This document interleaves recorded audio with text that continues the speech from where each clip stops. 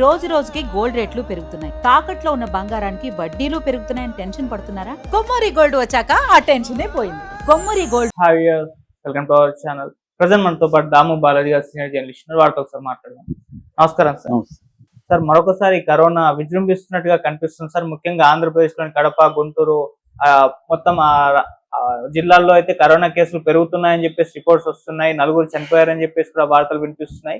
So ఏంటి, corona మరొకసారి lockdown తీసుకొచ్చే పరిస్థితి కనిపిస్తుందా? మనకు 20లో 21లో లాక్డౌన్ వచ్చినట్టు. అండ్ కరోనాకు సంబంధించి ఇప్పుడు దేశవ్యాప్తంగా ఏ రాష్ట్రాల్లో ఉంది, ఎంతమంది కరోనాకు గురయ్యారు, ఇది మరణాల వైపు వెళ్తుందంటారా? మళ్ళీ లాక్డౌన్ వచ్చే పరిస్థితి కనిపిస్తుందా సార్?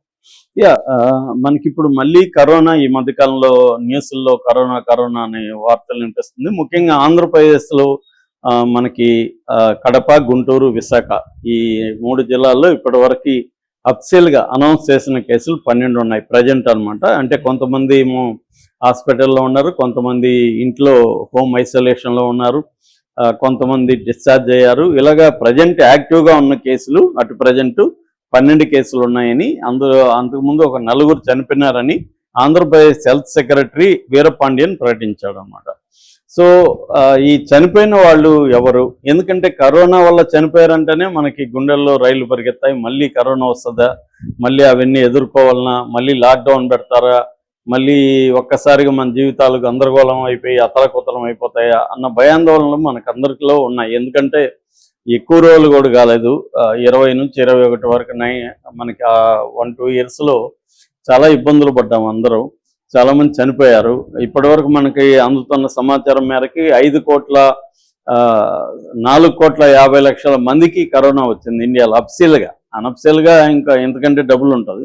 అలాగే చనిపోయింది కూడా 5,33,549 మంది. అంటే వచ్చిందేమో 4.5 కోటి, చనిపోయిందేమో 5.5 లక్షలు.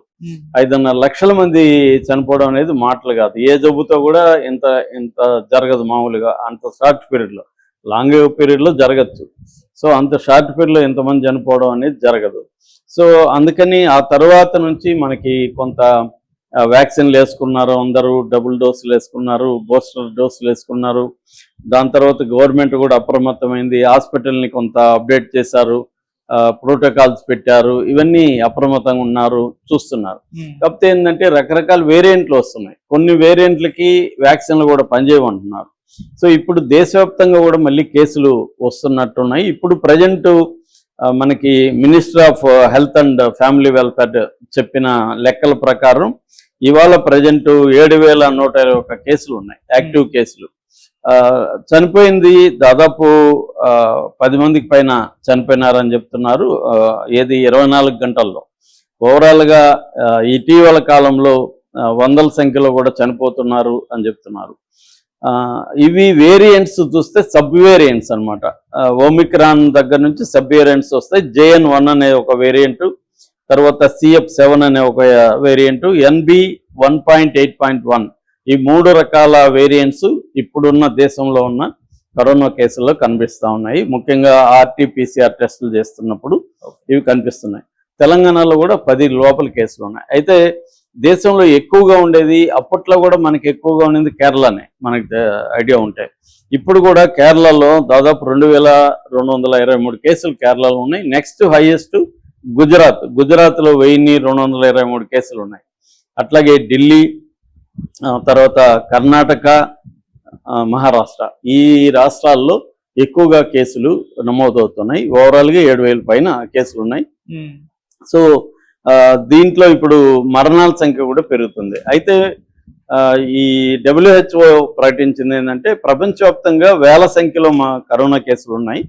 ఇది సహజమే, అంటే ఒక్కసారిగా వైరస్ కంప్లీట్గా నాశనం కాదు, దాంతో మనం సహజీవనం చేయాల్సిందే. వైరస్ అనేది, కరోనా వైరస్ అనేది ఉంటుంది.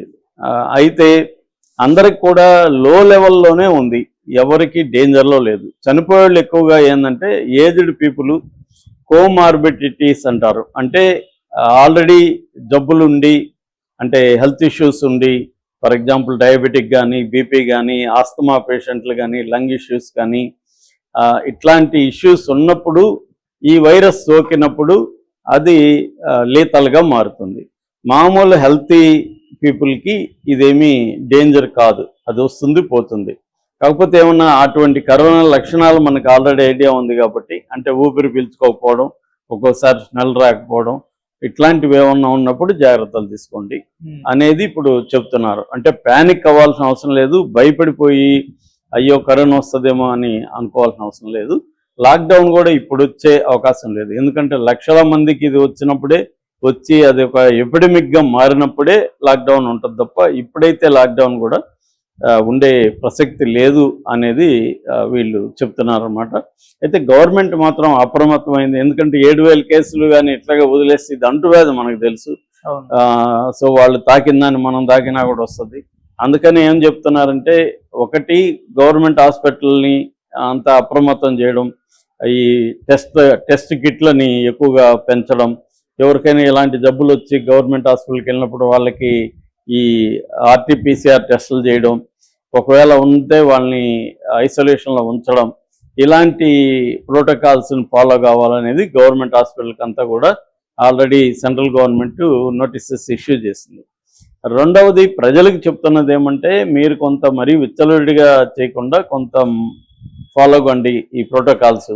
అంటే జనంలోకి వెళ్ళినప్పుడు మాస్కులు వేసుకోవడం, తర్వాత క్లీన్గా ఉంచుకోవడం, అది చేయండి. ఓవరాల్గా మీ హెల్త్కి ఇష్యూస్ ఏమైనా ఉంటే నెగ్లెక్ట్ చేయకుండా ముందు ఆ హెల్త్ ఇష్యూని అడ్రస్ చేయండి.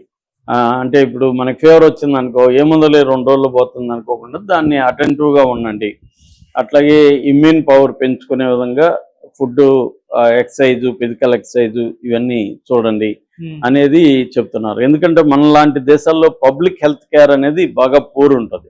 ముఖ్యంగా ఈ పారామెడిక్స్ని రెడీ చేయడం, వాళ్ళ ఆ సంఖ్య పెంచడం, ఆశా వర్కర్లని పెంచడం, ఇటువంటివి చేయాలి. అది మనకి పబ్లిక్ హెల్త్ సెక్టర్లో బాగా వీక్. ఎంతసేపు డాక్టర్ చదవాలనుకుంటే ఇంకోటి అనుకుంటారు, కానీ ఈ ప్రజలకి హాస్పిటల్కి మధ్య ఈ మెడికల్ వ్యవస్థని బాగా స్ట్రెంగ్తన్ చేయాల్సిన అవసరం ఉందని చెప్తున్నారు. అది చేస్తే ఏమవుతుందంటే, వాళ్ళు దగ్గరగా ఉంటారు కాబట్టి చాలా వరకు వాళ్ళే ట్రీట్ చేసేయగలరు ఈ పారామెడిక్స్ అనేవాళ్ళు. అది కాకుండా ఇప్పుడు అన్నీ కూడా హాస్పిటల్కే వెళ్ళాలి ప్రతిదానికంటే, అక్కడ బర్డన్ పడుతుంది, ప్రజల మీద బర్డన్ పెరుగుతుంది. గవర్నమెంట్ హాస్పిటల్లో అంత ఫెసిలిటీస్ ఉండవు. సో అనివార్యంగా ప్రైవేట్ హాస్పిటల్కి వెళ్ళాలి. ప్రైవేట్ హాస్పిటల్లో వాళ్ళు ఇంకా భయాలను పెంచి డబ్బులు లాగేదానికి ట్రై చేస్తారు, ఇన్సూరెన్స్ చేయించుకోవాల్సి వస్తుంది, ఇవన్నీ ఉంటాయి. కాబట్టి ఈ ఇంటర్మీడియట్ సిస్టమ్, మెడికల్ సిస్టమ్ని అభివృద్ధి చేస్తే ప్రజలకి తక్కువ ఖర్చుతో వైద్యం అందించగలుగుతారు. ముఖ్యంగా గైడెన్స్ ఇవ్వాలి. అంటే నీకు వచ్చిన ప్రాబ్లం ఏంటి, దీనికి ఎలాంటి జాగ్రత్తలు తీసుకోవాలి అని ఎప్పటికప్పుడు గైడెన్స్ ఇచ్చే మెకానిజంని అభివృద్ధి చేయాలనేది చెప్తున్నారు. WHO అయితే భయపడాల్సిన అవసరం లేదు, ఇది లో లెవెల్ ఎపిడమిక్ గానే మనం చూస్తున్నట్టుగా వాళ్ళు చెప్తున్నారు. Okay, thank you so much.